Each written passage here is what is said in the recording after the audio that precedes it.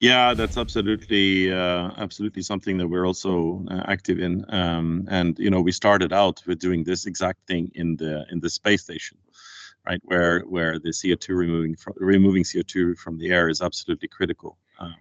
So that's definitely a case that's happening. I think a dilemma always is, sure, you can do stuff at where there's a lot of people breathing, so therefore you get a lot of CO2 in that air, but you're going to do that at quite small scale, and you're going to have to run DAC machines that necessarily need fans to accelerate the contact between the sorbent and the air, and that also makes noise.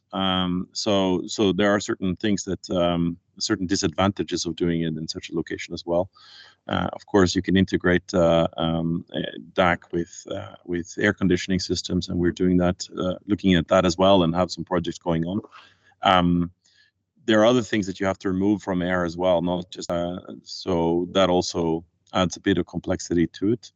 But it's an interesting track, and we're also seeing companies wanting to essentially capture their own CO2 and use that as a way to, I think, well, it's a good communication story, but they also want to do it to reduce their emissions potentially. So we do see that track happening, and it also fits nicely with the small scale of our smallest systems. And so we are working with food and beverage industry users as well to potentially use the CO2 in their processes. So very much interested in hearing from people that would like to collaborate on that.